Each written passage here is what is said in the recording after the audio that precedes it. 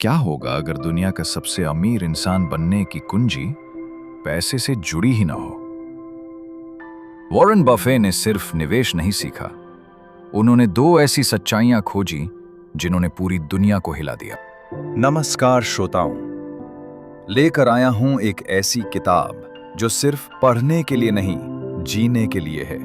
किताब का नाम है Warren Buffett and the interpretation of financial statements, यानी वॉरेन बफे और फाइनेंशियल स्टेटमेंट्स की व्याख्या।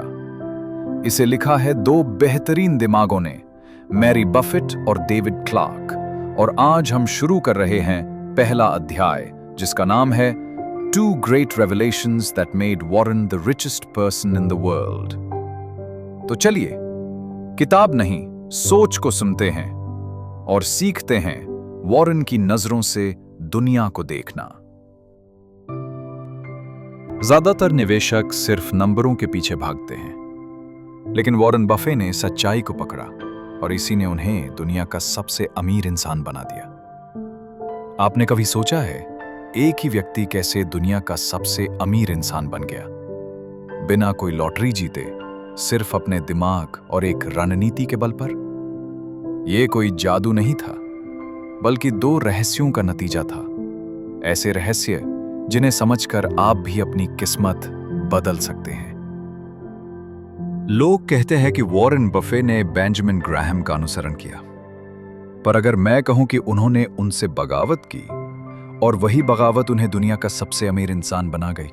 60 के दशक के मध्य में वॉरेन ने बेंजामिन ग्राहम की निवेश रणनीतियों को फिर से जांचना शुरू किया।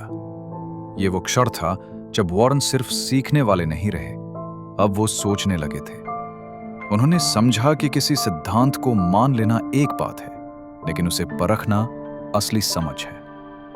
वो अपने गुरु ग्राहम की रणनीतियों को फिर से देख रहे थे, उन्हें गहराई से समझने और आज के समय में लागू करने की कोशिश कर रहे थे। ये आत्मचिंतन एक निवेशक को महान बनाता है।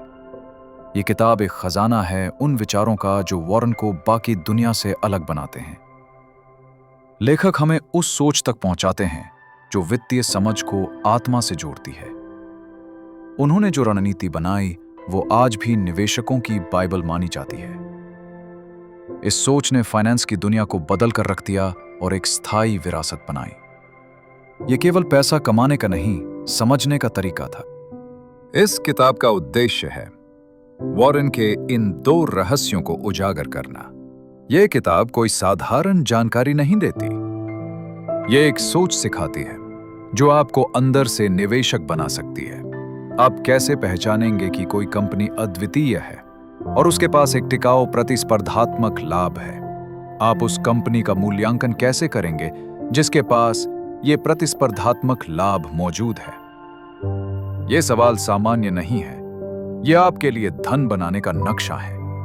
जो लोग ये नहीं पूछते वो भीड़ में खो जाते हैं, लेकिन यहां छिपी हुई सच्चाई ये है, वॉरेन सिर्फ नंबर नहीं पढ़ते थे, वो एक कंपनी की आत्मा को उसके फाइनेंशियल स्टेटमेंट से पहचान लेते थे। और यही अंतर था। जब बाकी लोग केवल मुनाफे और ग्रोथ दर पर ध्यान दे रहे थे, वॉरेन ये देख रहे थे कि कंपनी असली में अंदर से कितनी मजबूत है। ये वही सोच है जो निवेश को जुआ नहीं बल्कि एक विज्ञान बनाती है।